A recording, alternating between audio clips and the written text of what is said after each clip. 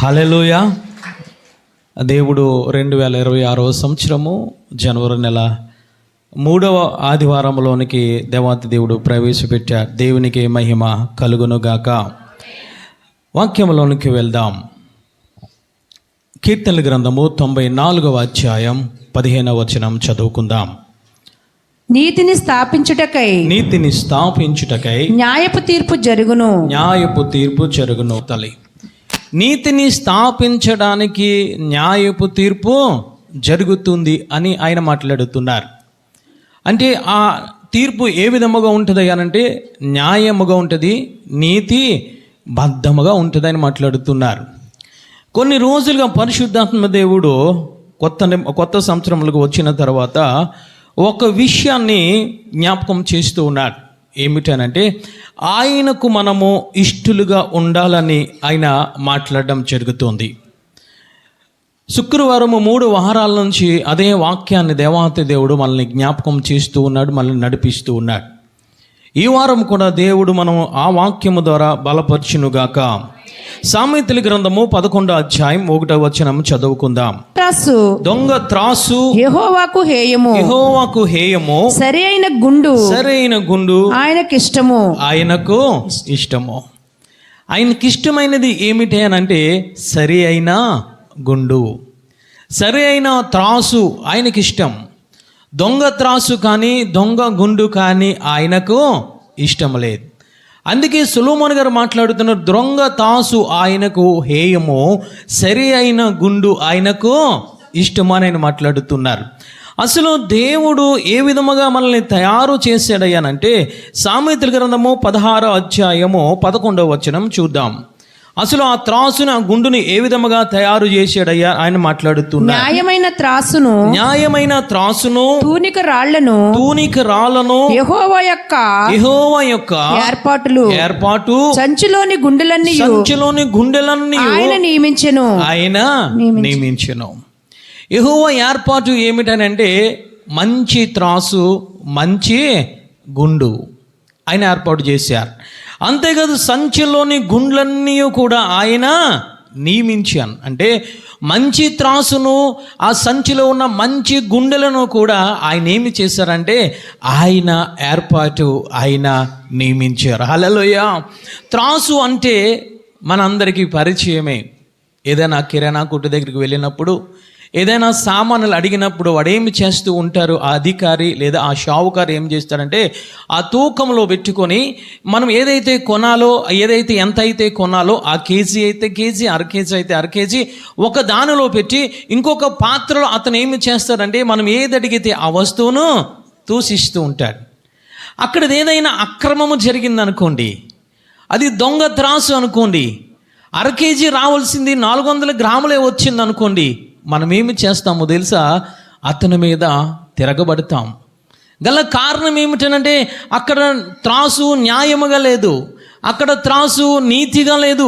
కానీ దేవుడు నియమించిన త్రాసు, దేవుడు నియమించిన గుండ్లు కూడా ఏ విధముగా ఉన్నాయంటే నీతి న్యాయములతో ఉన్నాయి. హల్లెలూయా. అందుకే దావీదు గారు అంటున్నారు, నీతిని స్థాపించడానికి నీవు న్యాయమైన తీర్పును నువ్వు తీరుస్తూ ఉన్నావు. ఈరోజు మనము రకరకాలుగా మనం ఆలోచిస్తున్నాం. ఏంటండి వాక్యానికి త్రాసుకి సంబంధం ఏమిటండి, ఆ సంచిలో గుండ్లు ఏమిటండి మనం ఆలోచిస్తూ ఉంటాం. దానికి కూడా పరిశుద్ధ లేఖనము సెలవిస్తూ ఉంది. ఒకసారి మనము చూద్దాం. సామెతల గ్రంథము 20వ అధ్యాయము 10వ వచనము చదవండి తల్లి. ఆ న్యాయమైనవి, ఆయన నీతి అయిన గుండులు, త్రాసులు ఏ విధముగా తయారైపోయినాయో ఆయన జ్ఞాపకం చేస్తూ ఉన్నారు. చదవం. వేరు వేరు తూనికరాళ్ళు, వేరు వేరు కొంచెములు, ఈ రెండును యెహోవాకు హేయములు. అంటే దేవుడు న్యాయమైన త్రాసును, న్యాయమైన గుండ్లను, న్యాయమైన సంచిని ఆయన ఏర్పాటు చేశారు. కానీ సాతానుడు వచ్చి ఏమి చేశాడంటే వేరు తూనికి రాళ్ళు, వేరు త్రాసులు, వేరు ఆ యొక్క రాళ్లను పెట్టేశాడు. అందుకు సామెతల గ్రంథకర్త మాట్లాడుతున్నారు, దొంగ త్రాసు యెహోవాకు హేయము, సరి అయిన గుండు యెహోవాకు ఇష్టమనైన మాట్లాడుతున్నారు. ఏమిటి ఈ త్రాసు అయ్యానంటే తూచేది. ఘన పదార్థాల కేజీలో తూస్తాం, ద్రవ పదార్థాన్ని లీటర్లో తూస్తాం, దూరాన్ని కిలోమీటర్లో తూస్తాం. ఆ యొక్క గాలిని సాంద్రతను రకరకాల పరిమాణాల్లో మనం తూస్తూ ఉంటాం. అదే విధముగా మనిషిని దేవుడు తూస్తూ ఉన్నాడు. మనిషి యొక్క జీవితాన్ని దేవుడు తూస్తూ ఉన్నాడు. త్రాసు ఆయన చేతిలో ఉన్నది. ఆయన త్రాసు ఏ విధముగా ఉన్నది అని అంటే ఒక్కసారి చూద్దాం. సామెతల గ్రంథము 16వ అధ్యాయము 11వ వచనము చూద్దాము. చూడండి తల్లి, న్యాయమైన త్రాసును జాగ్రత్తగా పరిశీలించండి. న్యాయమైన త్రాసు, హల్లెలూయా. ఆయన చేతుల్లో ఉన్న త్రాసు అన్యాయమైనది కాదు, అక్రమమైనది కాదు. ఆయన ఉన్న త్రాసు న్యాయమైనది, హల్లెలూయా. న్యాయబద్ధముగా ఉంటుంది. యెషయా గ్రంథము 28వ అధ్యాయం 17వ వచనంలో చదవండి తల్లి. త్రాసు కోసం ఆయన మాట్లాడుతున్నారు. న్యాయము కొలనూలుగాను, న్యాయము కొలనూలుగాను, నీతి మట్టపు గుండుగాను, నీతి మట్టపు గుండుగాను ఉన్నది, హల్లెలూయా. అంటే ఆయన త్రాసు నీతిగా ఉన్నది, ఆయన త్రాసు న్యాయముగా ఉన్నది, హల్లెలూయా. ఆయన చేతుల్లో త్రాసు ఉన్నది. నిన్ను నన్ను ఆయన సృజించాడు కాబట్టి ఆయన ఏమి చేస్తూ ఉన్నాడు తెలుసా? మనిషి యొక్క జీవితాన్ని తూస్తూ ఉన్నాడు. ఆయన తూయడానికి ఆయన దగ్గర ఏమున్నదనంటే త్రాసు ఉన్నది, ఆయన దగ్గర అగ్ని ఉన్నది, ఆయన దగ్గర జలములు ఉన్నాయి, ఆయన దగ్గర ధర్మశాస్త్రం ఉన్నది తల్లి. ఏ విధముగా అంటే ఆ యొక్క నోవహు కాలములో దేవుడు తూచాడు. తూస్తే అక్కడ ప్రజలందరూ కూడా ఆ తూకానికి సరిపోలేదు. అక్కడ ప్రజలందరూ అన్యాయము, అక్రమముతోను, వ్యభిచారముతోను హృదయము చెడ్డదిగా ఉన్నది. దేవుడు చూసి హృదయములో నొచ్చుకున్నాడు. నేను వీరిని న్యాయముగా సృజించాను, వీరి నీతిమంతులుగా నేను సృజించాను, కానీ వీరి జీవితంలో నీతి అనేది లేదు, న్యాయం అనేది లేదు. కాబట్టి అక్కడ తుయ్యడం వల్ల ఏమి జరిగిందా అంటే నోవహు ఒక్కడే కుటుంబము సరిపోయింది. చప్పట్లు కొట్టి దేవాది దేవుని స్తుతిద్దాం, హల్లెలూయా. కానీ అక్కడ లోకమంతా చెడిపోయి ఉన్నది. వారు ఆ తూకంలో తూగలేదు, పైకి లేచిపోయారు. లేచిపోయిన కారణంగా అక్కడ జల ప్రళయముతో దేవుడు నాశనం చేశాడు. జల ప్రళయముతో తూసివేశాడు అక్కడ. రెండవదిగా సొదొమ గొమొర్ర పట్టణం మనం జ్ఞాపకం చేసుకుంటే వారు హృదయము ఎల్లప్పుడూ చెడ్డది కాను, దేవునికి దూరముగాను, రకరకముల అక్రమ అన్యాయముతో ఉండడం చూశాడు. లోతు ఒక్కడే నీతిగా జీవించాడు. చప్పట్లు కొట్టి దేవాది దేవుని స్తుతిద్దాం, హల్లెలూయా. యెహోవా దేవుడు ఆ యొక్క సొదొమ గొమొర్ర పట్టణానికి దిగి వచ్చి చూస్తూ ఉన్నాడు. న్యాయమైన త్రాసులో చూస్తూ ఉన్నాడు. లోతు ఒక్కడే సరిపోయాడు. మిగతా ప్రజలందరూ, సొదొమ గొమొర్ర ప్రజలందరూ కూడా తేలిపోయారు. తేలిపోయిన తర్వాత అక్కడ త్రాసు ఏ విధముగా కనబడింది అనంటే, ఏ విధముగా న్యాయం చేశాడనంటే అగ్ని గంధకముల చేత ఆ పట్టణమును నాశనం చేశాడు. ఈరోజు దేవుడు నిన్ను నన్ను తూస్తూ ఉన్నాడు. నీ శరీరమును, నీ ఆత్మను ఆయన తూస్తూ ఉన్నాడు. ఆయన చేతిలో చేట ఉన్నది. గోధుమల గురుగుల తూచే సమయం వస్తూ ఉన్నది. ఆయన చేతుల్లో గొడ్డలు ఉన్నది. నువ్వు ఫలించే చెట్టువా లేదా ఫలాలు లేకుండా నిష్ఫలమైపోయిన చెట్టువా ఆయన చూస్తూ ఉన్నాడు. అదే విధముగా ఇక్కడ ఆయన సామెతల గ్రంథకర్త మాట్లాడుతున్నాడు. ఆయన చేతిలో త్రాసు ఉన్నది. ఆ త్రాసు ఎలాంటిది అనంటే న్యాయమైనది. ఆ త్రాసు ఎలాంటిమైనది అనంటే నీతి కలిగిన త్రాసు, హల్లెలూయా. 11వ అధ్యాయము సామెతల గ్రంథము 16వ అధ్యాయము 11వ వచనము చదవండి తల్లి. 11వ వచనం త్రాసును చదువమ్మా. తూనిక రాళ్లను యెహోవా యొక్క ఏర్పాటులు సంచిలోని గుండ్లన్నీయు ఆయన నియమించెను. జాగ్రత్తగా పరిశీలించాను. ఒకటి త్రాసు అని జ్ఞాపకం చేస్తూ ఉన్నాడు. రెండవదిగా తూనిక రాళ్ళు అని జ్ఞాపకం చేస్తున్నారు. మూడవదిగా సంచి అని జ్ఞాపకం చేస్తూ ఉన్నాడు. జాగ్రత్తగా ఆలకించాలి యవనస్తులు. ఇది హృదయము పెట్టి ఆలోచిస్తేనే ఈ వాక్యం నీకు అర్థమవుతుంది. దేవుడు మనందరికీ అర్థమైన రీతిలో మనతో మాట్లాడును గాక, హల్లెలూయా. అంటే త్రాసు అనేది చేతుల్లో పట్టుకుంటే ఇటువైపు ఒక పాత్ర, ఇటు ఒక పాత్ర ఉంటుంది. ఈ త్రాసు కోసము దేవుడు మనకి జ్ఞాపకం చేస్తున్నాడు. ఈ త్రాసు దేవుని చేతిలో ఉన్నది. ఈ త్రాసు న్యాయబద్ధమైనదని తెలియజేశాడు. రెండవదిగా ఏమిటనంటే గుండ్లు. ఈ గుండ్లు ఎవరు ఏర్పాటు చేశారు అనంటే యెహోవా ఏర్పాటు చేసెను. హల్లెలూయా. ఏమిటి గుండ్లు అయ్యానంటే యెషయా గ్రంథము 28వ అధ్యాయం 17వ వచనము చదవండి తల్లి. 17వ వచనం ఏమిటి? న్యాయమును చదవమ్మా. నేను న్యాయము కొలనులుగాను నీతి మట్టపు గుండ్లుగాను ఉన్నాయి. ఒక పాత్రలో ఏమున్నాయనంటే నీతి అనే గుండ్లు ఉన్నాయి. ఇంకొక పాత్రలో దేవుడు నిన్ను నిలబెడుతూ ఉన్నాడు. జాగ్రత్తగా అర్థం చేసుకోవాలి వాక్యాన్ని. త్రాసు ఆయన చేతిలో ఉన్నది, ఆయన త్రాసు న్యాయమైనది. గుండ్లు జ్ఞాపకం చేస్తున్నాడు. ఆ గుండ్లు ఎలాంటివంట? నీతిమత్వము కలిగిన గుండ్లు. హల్లెలూయా. ఇంకా మనకు అర్థము కావాలంటే రోమా పత్రిక 2వ అధ్యాయం 2వ వచనములో ఆయన జ్ఞాపకం చేస్తూ ఉన్నారు. ఏమిటి ఆ గుండ్లు అనంటే? రోమాపత్రిక 2వ అధ్యాయం 2వ వచనము చదవండి తల్లి. అట్టి కార్యములు చేయువారి మీద దేవుని తీర్పు సత్యమును అనుసరించి ఉన్నది. చాలు తల్లి. హల్లెలూయా. ఇంకొక గుండు ఏమిటనంటే సత్యము. ఒక పాత్రలో దేవుడు నిన్ను పెట్టారు, ఇంకొక పాత్రలో దేవుడు ఏమి పెట్టాడు? గుండ్లు పెట్టాడు. ఆ గుండ్లు ఏమిటనంటే ఒకటి నీతిగా ఉన్నది, రెండవ గుండు ఏమిటంటే సత్యం అనే గుండ్లు. హల్లెలూయా. ఇంకొక పాత్రలో నిన్ను నన్ను పెడుతూ ఉన్నాడు. ఈ నీతికి నువ్వు సరిపోతున్నావా? ఈ న్యాయమునకు నువ్వు సరిపోతున్నావా లేదా? ఆయన త్రాసులో పెట్టి చూస్తూ ఉన్నాడు. చప్పట్లు కొట్టి దేవాతి దేవుని స్తుతిద్దాం. హల్లెలూయా. అందుకే సామెతల గ్రంథం మాట్లాడుతున్నాడు, దొంగ త్రాసు యెహోవాకు హేయము, మంచి గుండ్లు ఆయనకు ఇష్టం.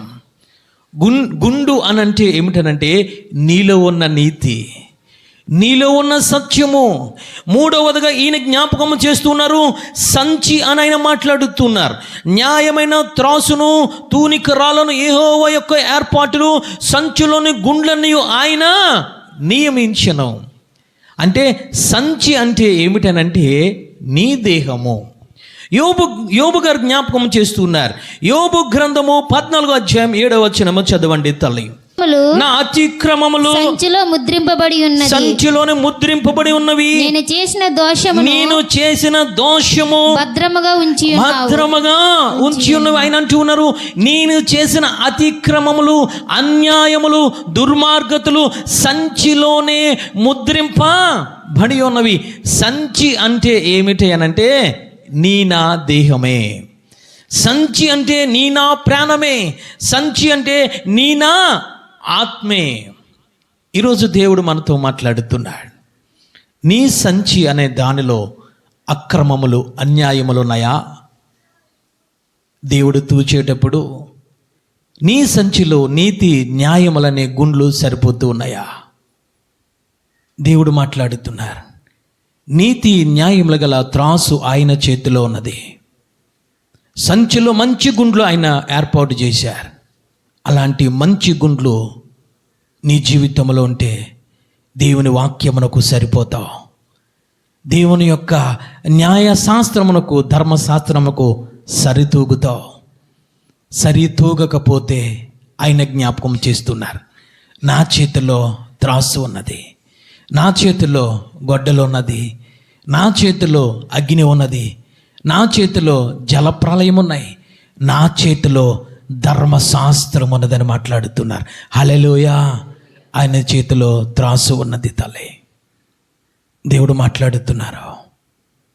ఆయన మనిషిని ఏ విధముగా ఏర్పాటు చేశారంటే నీతిమత్వముగా ఏర్పాటు చేశాడు. ఆయన మనిషిని న్యాయమూర్తిగా ఏర్పాటు చేశాడు. ఆయన మనిషిని దేవుని స్వరూపములో ఏర్పాటు చేశాడు. ఆ స్వరూపము, ఆయన నీతి, ఆయన యొక్క పరిశుద్ధత, ఆయన యొక్క విశ్వాసము, ఆయన యొక్క ధర్మశాస్త్రము, ఆయన పంపించిన ఆత్మ నీలో ఉన్నదో లేదో ఒక్కనొక రోజున ఆయన తూకము వేస్తూ ఉన్నాడు. తూకము వేసినప్పుడు సొదొమ గొమొర్రా ప్రజల వలె పైకి లేచిపోతావా? లేదా నోవాహు ఆ ప్రజల వలె, ఆ కాలంలో ఉన్న ప్రజల వలె పైకి లేచిపోతావా? జాగ్రత్త. యోహాను గారు అదే మాట్లాడుతున్నారు. ఓ సర్ప సంతానమా, రక్షణ పొందిన తర్వాత నీవు ఫలించాలి. ఫలించకపోతే ఆయన జ్ఞాపకం చేస్తూ ఉన్నారు, ఆయన చేతిలో గొడ్డలు ఉన్నది. ఫలించకపోతే ఆయన జ్ఞాపకం చేస్తూ ఉన్నారు, ఆయన చేతిలో చేట ఉన్నది. ఆయన చెరిగేస్తారు సుమా. ఆయన గొడ్డలతో నరికేసే అవకాశము ఉన్నది సుమా. ఆయన చేతిలో అగ్ని ఉన్నది. సొలొమోన్ గారు ఈరోజు మనతో మాట్లాడుతున్నారు. ఆయన చేతిలో ఏమి ఉన్నది తెలుసా? న్యాయమైన త్రాసు ఉన్నది. దావీదు గారు అంటూ ఉన్నారు,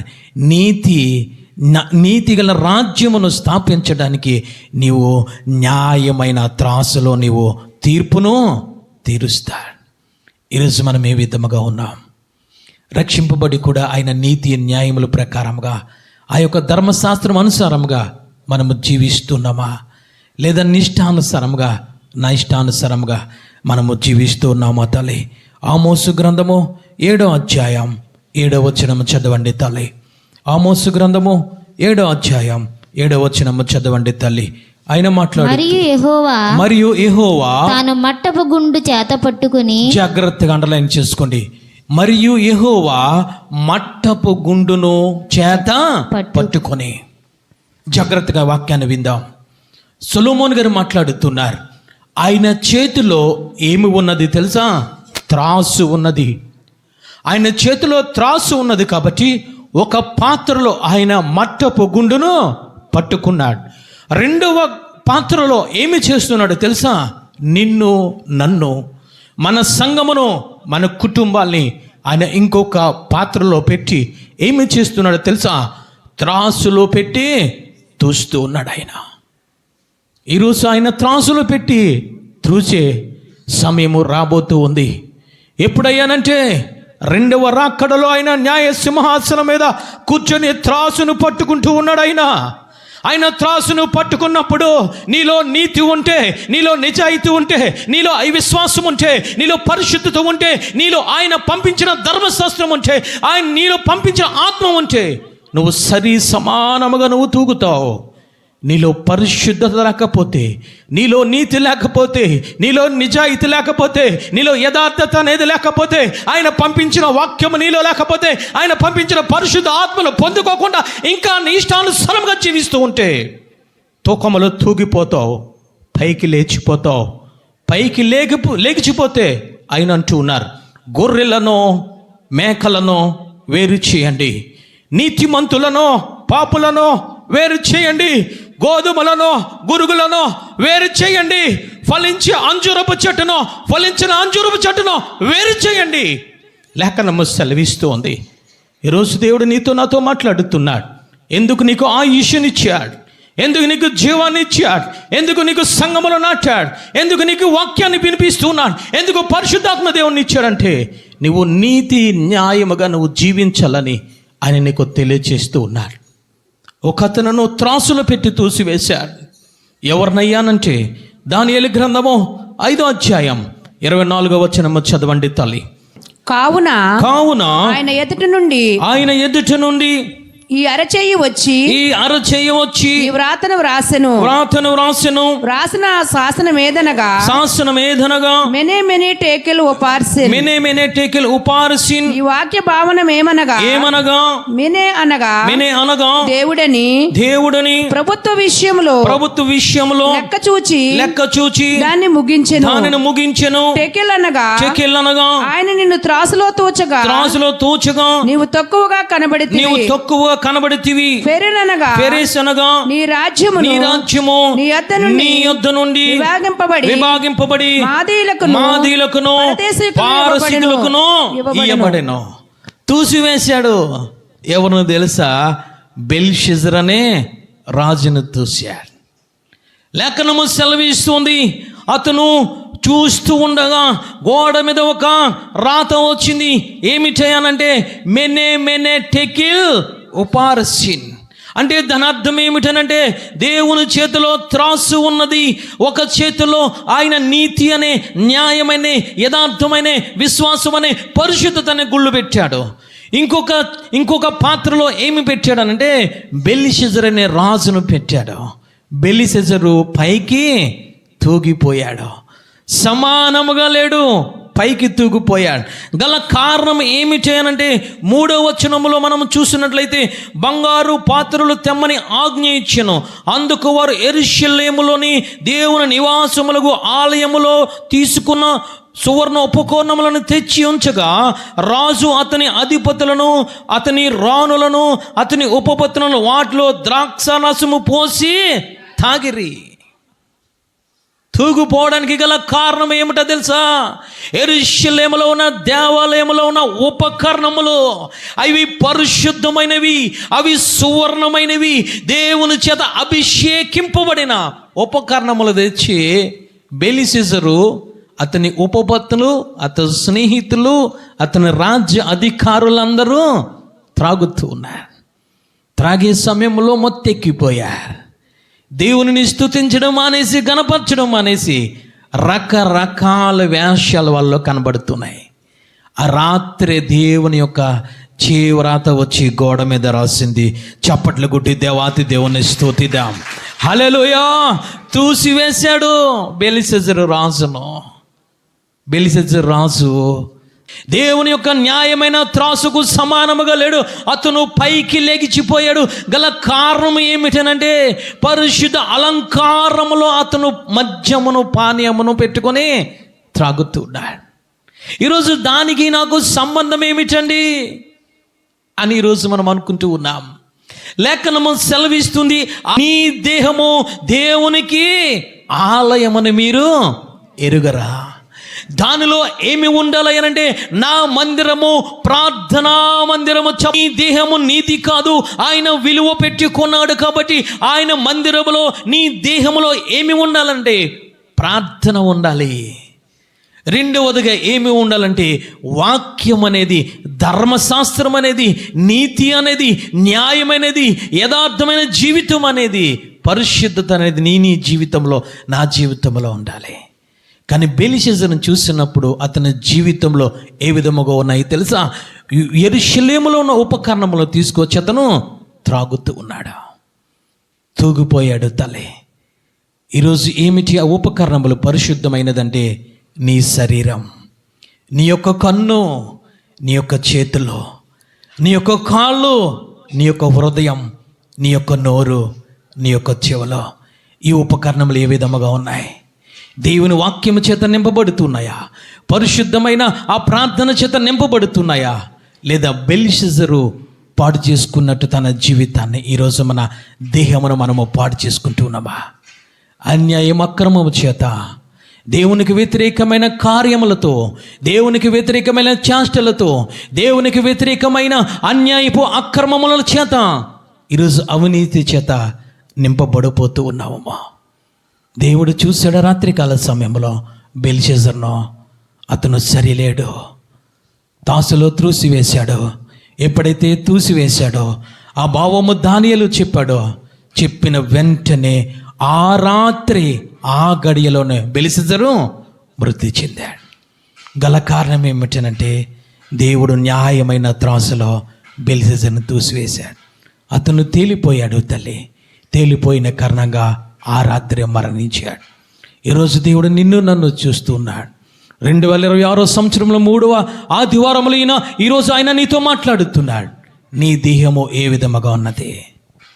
నీ దేహము నీతి ఉన్నదా? నీ దేహములో ఆయన ధర్మశాస్త్రం అనేది ఉన్నదా? ఆయన యొక్క నీతి, ఆయన యథార్థమైనది ఈరోజు మన జీవితంలో ఉందా? లేదా నీ దేహాన్ని బెలిషెసరు పాడు చేసుకున్నట్లు మత్తు పానీయములతో, అబద్ధములతో, అక్రమములతో, కపటముతో, వేషధారణతో ఈరోజు నింపుకొని మనం ఉంటే దేవుని దగ్గర సాష్టాంగపడు. ఆయన కనికరము గల దేవుడు. బెలిషెసరుకు సమయము లేదు తల్లి, కానీ దేవుడు నీకు నాకు సమయాన్ని ఇచ్చాడు. అందుకే దావీదు గారు మాట్లాడుతున్నారు, నీతి రాజ్యమును స్థాపించడానికి ఆయన న్యాయమైన తీర్పును తీరుస్తూ ఉన్నాడు. ఆ తీర్పులో నువ్వు నిలబడాలి. ఆ తీర్పులో నువ్వు నిలబడాలంటే, ఆ త్రాసులో నువ్వు తోగాలనంటే నా జీవితంలో ఏమి ఉండాలి? నీ దేహంలోనంటే పరిశుద్ధమైన ప్రార్థన ఉండాలి. చప్పట్లు కొట్టి దేవాది దేవుని స్తుతిద్దాం. అందుకే దావీదు గారు మాట్లాడుతున్నారు, అయ్యా సాయంత్రం వేళలో నేను 2 చేతులు ఎత్తి నేను ప్రార్థన చేస్తున్నాను, నీకు నైవేద్యం అర్పిస్తూ ఉన్నాను. ధర్మశాస్త్రం కోసం ఆయన మాట్లాడుతున్నారు. అయ్యా నా హృదయంలో నీ ధర్మశాస్త్రము నేను ఉంచుకుంటూ ఉన్నాను, నేను దాచుకుంటూ ఉన్నాను. నీ న్యాయ విధుల ప్రకారముగా నీ వెలుగులో నేను ఏమి చేస్తున్నానో తెలుసా? నా పాదములకు దీపము, నా యొక్క త్రోవలకు వెలుగై ఉన్న వాక్యాన్ని నేను గుండెల్లో పెట్టుకుని నేను జీవిస్తూ ఉన్నాను. నీ వైపు నేను ప్రయాణం చేస్తున్నాను. నీ యెరూషలేము పట్టణం వైపు, నీ తీర్పు దగ్గరికి, నీ సింహాసనము దగ్గరికి, నీ మందసము దగ్గరికి నేను ప్రయాణం అవుతూ ఉన్నానయ్యా అని ఆయన మాట్లాడుతున్నాడు. ఈరోజు ఏమో ఉన్నది నీ జీవితంలో? రక్షింపబడి కూడా ఒక బెలిసెజరు జీవించినట్లు జీవిస్తున్నావా? ఎవరికి తెలియదు అనుకుంటూ ఉన్నావేమో. నా తండ్రికి తెలియదు, నా తల్లికి తెలియదు, నా యాజకులకి తెలియదు అనుకుంటూ ఉన్నావేమో. లేఖనము సెలవిస్తుంది, ఆయనకు కన్నులకు మరుగైనది ఏదీ లేదు. ఇది జరిగింది బెల్షస్సరుకి ఎప్పుడు తెలుసా? రాత్రికాల సమయంలో ఎవరో చూడలేదనుకున్నాడు బెల్షస్సరు. నేనే, నా యొక్క ఉపపత్తులే, నా యొక్క నా రాజ్య మంత్రులే ఉన్నారు అనుకున్నారు. కానీ అంతరంగంలో ఎరిగిన దేవుడు ఆయన కన్నులకు ఏది మరుగులేదు. నువ్వు మార్చుకుంటే సరే దేవుడు నీకు ఇంకా అవకాశాన్ని ఇస్తూ ఉన్నాడు. నాకు అవకాశాన్ని ఇస్తూ ఉన్నాడు.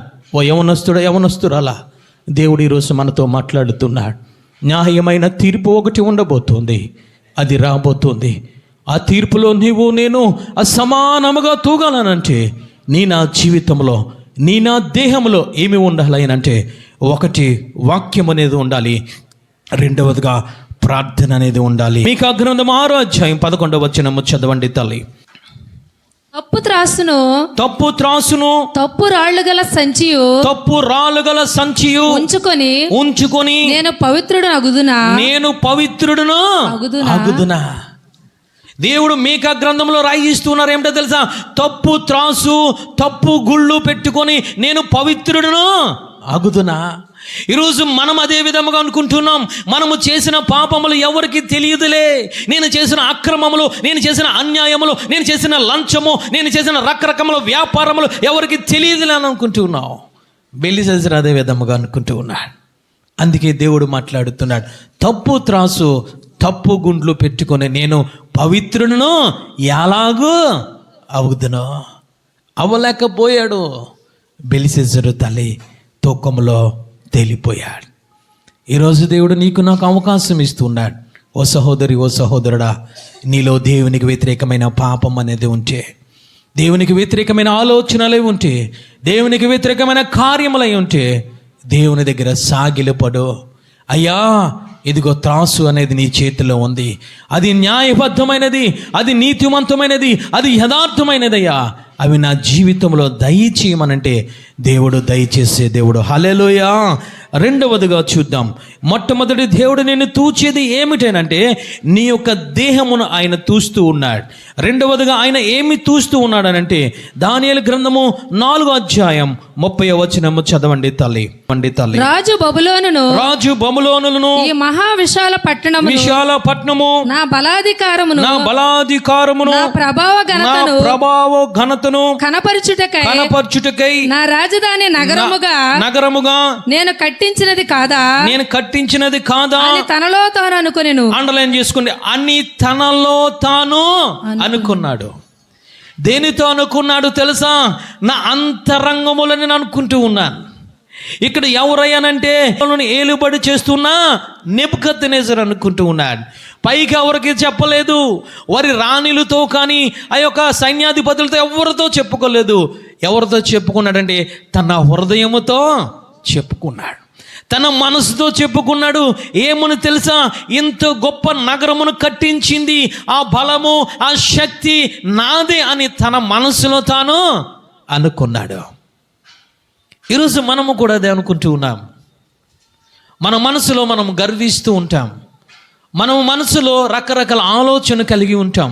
ఏదైనా ఒక పాట పాడినా, ఒక ప్రసంగము చేసినా, లేదా రకరకములుగా ఏదైనా దేవుని పరిచయలో బహుగా వాడబడుతూ ఉంటే మనం అనుకునేది కూడా అదే. ఏమిటనంటే నేను చాలా గొప్పవాడిని, నేను చాలా ఆస్తిపరుణ్ణి, నేను చాలా అందముగా ఉన్నానని చెప్పి మాను పైవారికి చెప్పం. మాని తనలో తానే అనుకుంటూ ఉంటాం. దేవుడు అలాంటిది కూడా దేవుడు చూస్తూ ఉన్నాడు. చప్పట్లు కూడా దేవాది దేవుని స్తుతిద్దాం. హల్లెలూయా. మొట్టమొదటిగా ఇక్కడ బెల్షస్సరును తన యొక్క శరీరమును, తన దేహమును తూచాడు, తూకములో పెట్టి, త్రాసులో పెట్టి. ఇక్కడ నెబుకద్నెజరును తూస్తూ ఉన్నాడు. దేనిని తెలుసా? నెబుకద్నెజరు యొక్క మనస్సును తూస్తూ ఉన్నాడు. చప్పట్లు కొట్టి దేవాతి దేవుని స్తుతిద్దాం. హల్లెలూయా. రెండవదిగా తూచేది ఏమిటో తెలుసా? నీ హృదయాన్ని, నీ మనస్సును, నీ అంతరంగమును ఆయన తూస్తాడు తల్లి. ఈరోజు తూస్తూ ఉన్నాడు ఆయన. నీకు అర్థమవుతుంది నీ మనసులో ఏముందో, నీ హృదయంలో ఏముందో నీకు తెలుసు. నా అంతరంగంలో, నా మనసులో, నా హృదయంలో ఏముందో నాకు తెలుసు. లేఖనము సెలవిస్తూ ఉంది, సంచి కరువు అని మాట్లాడుతున్నారు. అంటే సంచి కరువు అని అంటే ఏమిటి? సంచి అంటే నీ దేహము, నీ ఆత్మను తెలుసు. ఒక్కసారి మనము చూద్దాము. చూడండి తల్లి, 1 కొరింథీ రాసిన పత్రిక 1వ అధ్యాయం 22వ వచనము చదవండి తల్లి. మనకు ముద్ర వేసి, ఆయన మనకు ముద్ర వేసి మన హృదయములలో మనకు ఆత్మను సంచి కరువును అనుగ్రహించి ఉన్నాడు. చప్పట్లు కూడా దేవాది దేవుని స్తుతిద్దాం. హల్లెలూయా. అంటే నీ సంచిలో, నీ దేహం అనే సంచిలో, నీ శరీరం అనే సంచిలో, నీ ఆత్మ అనే సంచిలో ఆయన ఏమి పెట్టాడయ్యానంటే, ఏమి పెట్టి ముద్ర వేసాడనంటే పరిశుద్ధ ఆత్మనే ఆ యొక్క ఆత్మను పెట్టి ముద్ర వేశాడు. హల్లెలూయా. ఆ ఆత్మ నీలో ఉండాలి. ఆయన త్రాసు ఆయన చేతిలో ఉంది కాబట్టి ఆయన నీ హృదయాన్ని తూస్తూ ఉన్నాడు, నీ మనసును తూస్తూ ఉన్నాడు, నీ అంతరంగమును తూస్తూ ఉన్నాడు. కాబట్టి నీ హృదయంలో ఏమి కనబడాలనంటే ఆయన పంపించిన పరిశుద్ధాత్మ నీ హృదయంలో, నా హృదయంలో కనబడాలి. హల్లెలూయా. అందుకే ఆయన ఒక మాట మాట్లాడుతున్నారు. ఏమిటనంటే ఆత్మ లేనివాడు నావాడు కాదు. ఎందుకు అంటూ ఉన్నారు తెలుసా? త్రాసు ఆయన చేతిలో ఉన్నది. ఆయన చేతిలో పెట్టుకుని మొదట నీ శరీరాన్ని తూశాడు, రెండవదిగా నీ ఆత్మను తూస్తూ ఉన్నాడు, నీ మనసును తూస్తూ ఉన్నాడు, నీ అంతరంగమును తూస్తూ ఉన్నాడు. తూచినప్పుడు ఆయన పంపించే ఆత్మ నీ హృదయంలో సంచి కరువుగా ఉండాలి. చప్పట్లు కొట్టే దేవాది దేవుని స్తుతిద్దాం. హల్లెలూయా. ఆ ఆత్మ నీలో లేకపోతే, ఆ ఆత్మ నాలో లేకపోతే ఆ త్రాసులో తేలిపోతాం. ఆ ఆత్మ నీలో లేకపోతే తేలిపోతావు. అందుకే కొరింథీ పత్రికలో ఆయన మాట్లాడుతున్నారు, ఆత్మను మీలో ముద్రించి ఆయన ముద్ర వేసేశారు ఆయన. అందుకే శిష్యులతో దేవుడు మాట్లాడుతున్నారు, నేను వెళుతూ ఉన్నాను, ఇదిగో నేను వెళ్ళుట మీకు ప్రయోజనకరము, నేను వెళ్ళిన తర్వాత మీ మధ్యకు పరిశుద్ధాత్మను నేను పంపిస్తాను. ఆ యొక్క నీ సంచిలో, నా సంచిలో ఆ పరిశుద్ధ ఆత్మను నువ్వు పొందుకొని ఉండాలి. ఆ బలమును నువ్వు పొందుకొని ఉండాలి, ఆ శక్తిని నువ్వు పొందుకొని ఉండాలి. అందుకే ఆ 10 రోజులు కూడా మేడగదిలో ఆరు కన్నీరుతో ఏడవడానికి గల కారణము, ప్రార్థన చేయడానికి గల కారణము, ఉపవాసం ఉండడానికి గల కారణము, ఎక్కడికి వెళ్ళకుండా ఆ మేడగదిలో ఉండడానికి గల కారణం ఏమిటో తెలుసా? ఆత్మను తూస్తాడాయన. ఆత్మను తూసినప్పుడు పరిశుద్ధాత్మ నీలో ఉండాలి. నేను ప్రార్థన చేశానండి, బైబిల్ చదివానండి, లేదా రకరకాల దాన ధర్మాలు చేశానండి, నేను పరిచర్య చేశానండి, నేను దేవాలయానికి స్థలానికి డబ్బులు ఇచ్చానండి. నో నో నో నో, తేలిపోతావు. జాగ్రత్త, తేలిపోతావు. ఆయన లేఖనం సెలవిస్తుంది, ఆయన నీ దేహంలోనికి శరీరధారి అయి వచ్చాడు. ఆ శరీరంలో వాక్యం ఉండాలి. రెండవదిగా ఆయన ఆత్మ రూపంలో ఈ భూమి మీదకు వచ్చాడు. ఆ ఆత్మ నీ ఆత్మలో ఉండాలి, లేకపోతే తూలిపోతావు. ఇక్కడ ఎవరయ్యానంటే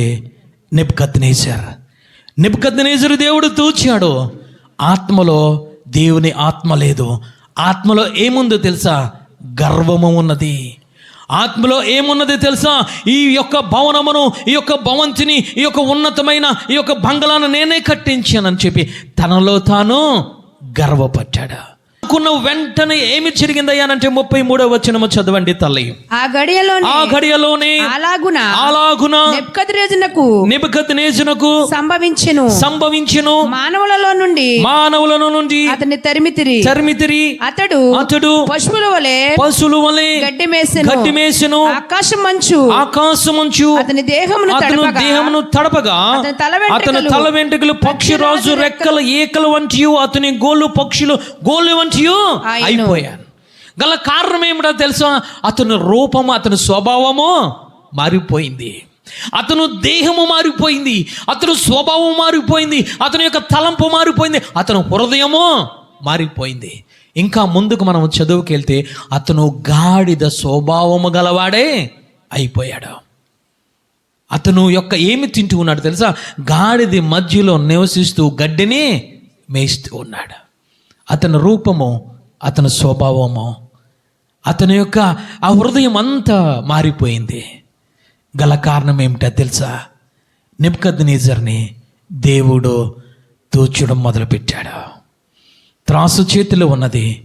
ఒక పక్కన దేవుడు నీతి న్యాయమైన గుండ్లు పెట్టాడు, ఇంకొక పక్కన నెబుకద్నెజరుని పెట్టాడు. నెబుకద్నెజరు హృదయాన్ని పెట్టాడు. హృదయము పెట్టిన వెంటనే ఆ హృదయంలో ఏమి కనబడిందో తెలుసా? గర్వము కనబడింది. తూచాడు, పైకి తేలిపోయాడు. దేవుడు వెంటనే ఆ క్షణములోనే ఆ యొక్క రాజ్యములోంచి బయటకు నెట్టివేశాడు. ఎక్కడికి తెలుసా? అడవిలోనికి నెట్టివేశాడు. గాడిద స్వభావము కలగ చేశాడు, గడ్డిని మేసే స్వభావము కలగ చేశాడు. అతని స్వరూపము, అతని శరీరము మొత్తం మారిపోయింది. ఈరోజు దేవుడు నీతో నాతో మాట్లాడుతున్నాడు. ఆయన తూస్తూ ఉన్నాడు. మొట్టమొదట ఆయన బెలిసెజరును తోచడం మొదలుపెట్టారు. దేహమును తూయడం మొదలుపెట్టారు. బెలిసెజరు తేలిపోయాడు. రెండవదిగా నెబుకద్నెజరును తూయడం మొదలుపెట్టాడు. ఆ తూకంలో నెబుకద్నెజరు తేలిపోయాడు. ఈరోజు దేవుడు నీ దేహమును తూస్తూ ఉన్నాడు, నీ ఆత్మను తూస్తూ ఉన్నాడు. నువ్వు తూగాలి అనంటే నీ దేహములో వాక్యం ఉండాలి, నీ దేహంలో ప్రార్థన ఉండాలి, నీ యొక్క ఆత్మలో పరిశుద్ధాత్మ ఉండాలి. జాగ్రత్త తల్లి, సమయాన్ని వృధా పెడుతున్నావు. నీ ఇష్టానుసారంగా నీ శరీరాన్ని ఉపయోగించుకుంటున్నావు. నీ ఇష్టానుసారంగా నీకు నచ్చిన నడతలో నడుస్తున్నావు. జాగ్రత్త, ఒకనొక దినాన్న ఆయన తుయ్యబోతూ ఉన్నాడు. తూచేటప్పుడు తేలిపోతావా? తూచినప్పుడు తూగుతావా తల్లి? కానీ ఏమి చేశాడయ్యానంటే నెబుకద్నెజరు దేవుని దగ్గర సాగిలపడ్డాడు. చప్పట్లు కొట్టి దేవాతి దేవుని స్తుతిద్దాం. హల్లెలూయా. ఆ యొక్క మంచులో తడుస్తూ ఆ గడ్డి స్వభావంలో ఉండి అతను ఊరుకోలేదు. ఏమి చేస్తూ ఉన్నాడు తెలుసా? అయ్యా, నా గర్వము నాలో ఉన్నది కాబట్టి, నేను అతిశయపడుతున్నాను కాబట్టి, నీకు సంబంధించిన నీతి న్యాయములు నా దగ్గర లేవదు కాదు కాబట్టి నేను ప్రార్థన చేస్తూ ఉన్నానయ్యా, నేను కన్నీరు కారుస్తూ ఉన్నానయ్యా. నా రాజ్యము నాకు దయచే, నా రూపము నాకు దయచే, నా దేహము నాకు దయచే, నా ఆత్మ నాకు దయచేయమని చెప్పిన వెంటనే దేవుడు కనికరపడి, రాజు మీద కనికరపడి వెంటనే అతని రాజ్యము, అతని రూపము, అతని దేహము, అతని ఆత్మ కూడా ఆ రాజుకి ఇవ్వడం జరిగింది. చప్పట్లు కొట్టి దేవాతి దేవుని స్తుతిద్దాం. హల్లెలూయా. అప్పుడు రాజు ఏమి తెలుసుకున్నాడయ్యానంటే 4:37 చదవండి తల్లి. ఇలాగు నెబుకద్నెజరును నేను పరలోకపు రాజు యొక్క కార్యములన్నీ సత్యములను ఆయన మార్గములు న్యాయములై ఉన్నావని గర్వముతో నటించు వారిని ఆయన అనుపశక్తుడనియు ఆయనను స్తుతించుచు కొనియాడుచు ఘనపరచుచుండెను. చప్పట్లు కూడా దేవాది దేవుని స్తుతిద్దాం. హల్లెలూయా. అప్పుడు తెలుసుకున్నాడు. త్రాసులోనికి వెళ్ళిపోయిన తర్వాత, ఆ త్రూసిన తర్వాత నెబుకద్నెజరు ఏమి తెలుసుకున్నాడో తెలుసా? అయ్యా, నీ మార్గములో న్యాయమైనవి, నీ మార్గములో నీతిమైనవయ్యా. నీ గుండుకు నేను సరిపోవాలయ్యా. ఒక పాత్రలో నేను ఉన్నాను, ఇంకొక పాత్రలో నీతి న్యాయములు ఉన్నావు కాబట్టి ఈ నీతి నన్యాయములు నేను తెలుసుకున్నానని అప్పుడు దేవాది దేవుని స్తుతించడం మొదలు పెట్టారు. హల్లెలూయా. ఈరోజు నువ్వు తెలుసుకోవాలి. అన్యుడైన నెబుకద్నెజరు తెలుసుకున్నాడు. ఆయన నీతిగల గుండు కోసం, ఆయన నీతిగల ఆ యొక్క న్యాయము గల మార్గము కోసము ఆయన తెలుసుకున్నాడు. నువ్వు తెలుసుకుంటే ధన్యురాలివే తల్లి. ఆయన త్రాసులు పెట్టి తూస్తూ ఉన్నాడు. నీ దేహంలో ఏమి ఉన్నాయి? ఇప్పుడు దేవునికి వ్యతిరేకమైన ఉంటే తీసివేసే. నీ దేహంలో ఆయన చూసేది వాక్యము, ప్రార్థన.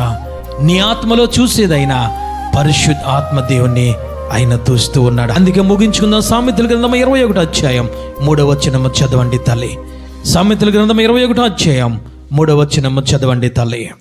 ఆయన మాట్లాడుతున్నారు. సామెతల గ్రంథం న్యాయములు అనుసరించి నడుచుకొనుట, నీతి న్యాయములు అనుసరించి నడుచుకొనుట బలులు అర్పించుట కంటే యెహోవాకు ఇష్టము. ఏమిటి ఇష్టమో తెలుసా? నువ్వు బంగారం ఇవ్వడం ఆయనకి ఇష్టము కాదు, నువ్వు కానుకలు ఇవ్వడం ఆయనకి ఇష్టము కాదు, లేదా రకరకములైనవి ఆయనకి ఇష్టము కాదు. కానీ ఆయన నీలోది చూసేది ఏమిటంటే నీతి న్యాయములు అనుసరించి నడుచుట ఆయనకి ఇష్టం. ఈరోజు ఆయనకి ఇష్టమైన బిడ్డలుగా ఉంటూ ఉన్నామా? ఆయనకి ఇష్టమైన కుమారులుగా కుమార్తెలుగా ఈరోజు మనం ఉంటూ ఉన్నామా? అందుకే సామెతల గ్రంథం మాట్లాడుతున్నాడు, దొంగ త్రాసు ఆయనకు హేయము, ఆయనకి హేయము, సరి అయిన గుండు ఆయనకు ఇష్టం. సరి అయిన గుండుగా బెలిసెజర్ లేకపోయాడో మరణించాడు. ఒకప్పుడు నెబుకద్నెజరు కూడా లేడు, కానీ సరి చేసుకున్న తర్వాత నీతి గల మార్గములోనికి దేవుడు వారిని నడిపించారు. అందుకే సామెతల గ్రంథం మాట్లాడుతున్నారు ఏమిటనంటే, నీతి న్యాయములు నడుచుకున్న వారు నీకు ఇష్టములయ్యా. ఆయన రాజ్యము కోసం ఆయన మాట్లాడుతున్నారు. దావీదు గారు అంటున్నారు, నీతి గల రాజ్యము కోసము న్యాయమైన తీర్పును నువ్వు జరిగిస్తావు. ఈరోజు దేవుడు న్యాయమంతుడై ఉన్నాడు, ఆయన నీతిమంతుడై ఉన్నాడు. ఆయన చేతిలో త్రాసు ఉన్నది, ఆయన చేతిలో చాట ఉన్నది, ఆయన చేతిలో అగ్ని ఉన్నది, ఆయన చేతిలో ధర్మశాస్త్రం ఉన్నది తల్లి. దాని ప్రకారంగా ఆయన తొయ్యబోతూ ఉన్నాడు. అందరూ లేచి నిలబడి ప్రార్థన చేసుకుందాం. అందరూ లేచి నిలబడి ప్రార్థన చేసుకుందాము తల్లి. బెలిసెజరుకు సమయం లేదు, కానీ ఆ రాత్రి అతను హతుడైపోయాడు. గల కారణం ఏమిటనంటే, తన దేహము తనదే అనుకున్నాడు ఆ రాజు, నా జీవితము నాదే అనుకున్నాడు ఆ రాజు. ఇష్టానుసారముగా యెరూషలేములో ఉన్న ఉపకరణములను, అభిషేకించిన ఉపకరణములను తెచ్చుకొని ఇష్టానుసారంగా త్రాగడం మొదలుపెట్టారు.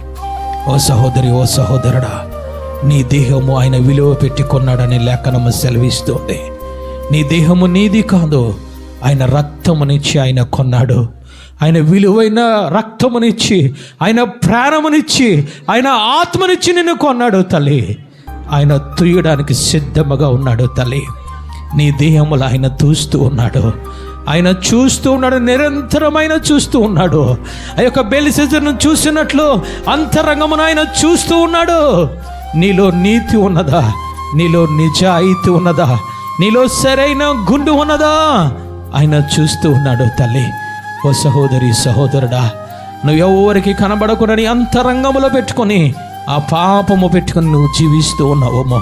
బెలిసెజరు ఆ విధముగా ఎవరికి తెలియదులే అని తన రాత్రి కాల సమయంలో తనకి నచ్చినట్లు అతను జీవించడం మొదలుపెట్టాడు తల్లి. దేవుని యొక్క చేవ్రాత వచ్చి రాసి వెళ్ళిపోయాడు తల్లి. మెనేటికెళ్ళి ఉపానిసిన్. దేవుడు తూచే దేవుడు, ఆయన చేతిలో త్రాసు ఉన్నది తల్లి. ఈ మధ్యకాల సమయంలో ఆయన నిన్ను చూస్తే నువ్వు సమానముగా తూగుతావా, తేలిపోతావా? దావీదు గారు అంటున్నారయ్యా, నీతి రాజ్యమును స్థాపించడానికి న్యాయమైన త్రాసు నీ చేతిలో ఉంది, న్యాయమైన తీర్పును నువ్వు తీరుస్తావయ్యా. రెండవ రాకడలో ఆయన న్యాయ సింహాసనం మీద కూర్చోబోతూ ఉన్నాడు తల్లి. నువ్వు అక్కడికి వెళ్ళాలి. ఎందుకయ్యానంటే ఆయన న్యాయపు తీర్పును ఎదుర్కోవాలి తల్లి. బెలిసెజరు ఎదుర్కోలేకపోయాడు తల్లి, నెబుకద్నెజరు ఎదుర్కోలేకపోయాడు. కానీ పశ్చాత్తాపపడి కన్నీరు కార్చడం వల్ల ఆ తీర్పులో మళ్ళా సమానముగా తూకిపోయాడు. రెండు చేతులు పైకెత్తుదామా తల్లి. ఓ యవనస్తుడు, యవనస్తురాలా, నీ జీవితం నీదే అనుకుంటున్నావు, నీ దేహము నీదే అనుకుంటున్నావు, నీ ఆత్మ నీదే అనుకుంటున్నావు. నీ దేహంతో రకరకములైనవన్నీ దేవునికి హేయమైనవన్నీ చేస్తూ ఉన్నావమ్మో. నీ ఆత్మకు ఇంకా పరిశుద్ధ ఆత్మను ఇంకా నువ్వు ఆహ్వానించలేదేమో. దేవుణ్ణి అడుగు తల్లి. ఆయన ఒక మాట మాట్లాడుతున్నారు, నా ఆత్మ లేనివాడు నావాడు కాదు అని ఒక్క మాటలో ఆయన తేల్చేశాడు తల్లి. ఆయన తూకము పైకెత్తబోతూ ఉన్నాడు తల్లి. ఆ తూకములో నువ్వు తేలిపోతావు, జాగ్రత్త.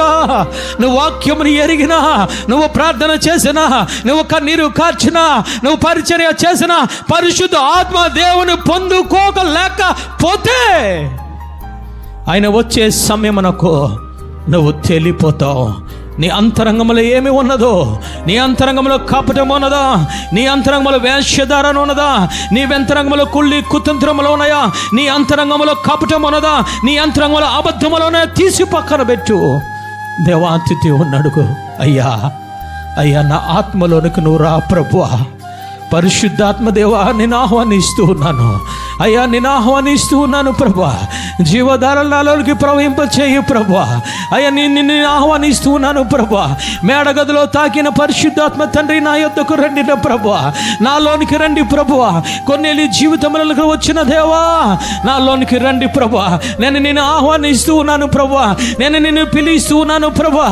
నేను తూగిపోతాను ప్రభువా. నేను పైకి తేలిపోతాను ప్రభువా. నేను నీతో సమానంగా ఉండాలి పరిశుద్ధాత్మ తండ్రి. నీ నీతి అయిన ఆత్మకు నా తండ్రి నేను సమానముగా ఉండాలి ప్రభువా. నీ ఆత్మని నేను పొందుకోవాలి ప్రభువా. నీ చేతుల్లో నా తండ్రి న్యాయమైన త్రాసు ఉన్నది ప్రభువా. మా పితరులందరినీ తూసివేసావయ్యా. ఆకానుని తూసివేశాడు తలే, గెహాజీని తూసివేశాడు తలే. ప్రతి ఒక్కరిని తూచుకుంటూ ఆయన వస్తూ ఉన్నాడు తల్లి. దేవుడు నిన్ను కూడా తూయబోతూ ఉన్నాడు. నీ జీవితం వ్యర్థమైపోతుందేమో చూసుకో. నీ జీవితం నా జీవితం వ్యర్థమైపోతుందేమో సరి చేసుకుందాము తల్లి. ఆయన న్యాయమునకు అధిపతి అని లేఖనము సెలవిస్తూ ఉంది. ఆయన పుట్టుకలో ఆయన పేరుని జ్ఞాపకం చేస్తూ ఉన్నాడు. ఆయన న్యాయమునకు అధిపతి, ఆయన న్యాయమునకు అధిపతి. ఆయన స్వచ్ఛ స్వరూపుడు. ఆయన ధర్మశాస్త్రము కలిగిన వాడు. ఆయనే ధర్మశాస్త్రం ఈ లోకానికి వచ్చాడు తల్లి. నీకు తెలియచేశాడు ఏ విధముగా నువ్వు తోగకుండా ఉండాలో, ఏ విధముగా గుండుకు సరిపోవాలో. ఏ వాక్యం నీలో ఉంటే, ఏ ప్రార్థన నీలో ఉంటే, ఏ ఆత్మ నీలో ఉంటే నువ్వు సరి తూగుతావో ఆయన నీకు తెలియచేశాడు తల్లి. 2 చేతులు పైకెత్తిద్దాం. ప్రేరేపణ కలిగిన వారు ఒకరు ప్రార్థన చేయండి తల్లి. మనము